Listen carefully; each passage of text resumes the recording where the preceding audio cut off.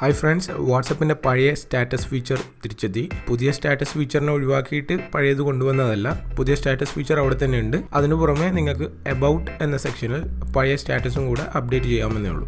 ഞാൻ നേരത്തെ വാട്സപ്പിൻ്റെ പുതിയ സ്റ്റാറ്റസ് അപ്ഡേറ്റ് ഉപയോഗിക്കുമ്പോൾ ശ്രദ്ധിക്കേണ്ട കാര്യങ്ങളെക്കുറിച്ച് ഒരു വീഡിയോ ചെയ്തിട്ടുണ്ടായിരുന്നു. അപ്പോൾ ഒരുപാട് പേര് ആ വീഡിയോയിൽ താഴെ പഴയ സ്റ്റാറ്റസ് അപ്ഡേറ്റ് എങ്ങനെ കൊണ്ടുവരാമെന്ന് ചോദിച്ചിരുന്നു. സോ നിങ്ങൾ ഈ വീഡിയോ ലൈക്ക് ചെയ്ത് നിങ്ങളുടെ ഫ്രണ്ട്സുമായും ഫാമിലിയായിട്ടൊക്കെ ഷെയർ ചെയ്യുക. ഒരുപാട് പേർക്ക് ആവശ്യം വരുന്ന ഒന്നാണ്. ഈ അപ്ഡേറ്റ് ഇപ്പോൾ വാട്സപ്പിൻ്റെ ബീറ്റ യൂസേഴ്സിനാണ് അവൈലബിൾ ആയിട്ടുള്ളത്. സോ നിങ്ങൾ വാട്സപ്പിൻ്റെ ബീറ്റ പ്രോഗ്രാമിൽ ജോയിൻ ചെയ്ത ആളാണെങ്കിൽ നിങ്ങൾക്ക് പ്ലേ സ്റ്റോറിൽ നിന്ന് തന്നെ ഡയറക്റ്റ് അപ്ഡേറ്റ് ചെയ്യാം.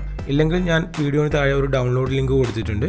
അവിടെ നിങ്ങൾക്ക് പുതിയ വെർഷൻ ഡൗൺലോഡ് ചെയ്തും ഇൻസ്റ്റാൾ ചെയ്യാവുന്നതാണ്. ഈ ഓപ്ഷൻ എടുക്കാൻ വേണ്ടി വാട്സപ്പിൽ വലതുഭാഗത്ത് മുകളിലായി കാണുന്ന ആ 3 ഡോട്ടിൽ ക്ലിക്ക് ചെയ്ത ശേഷം അവിടുന്ന് സെറ്റിംഗ്സിൽ ക്ലിക്ക് ചെയ്യുക.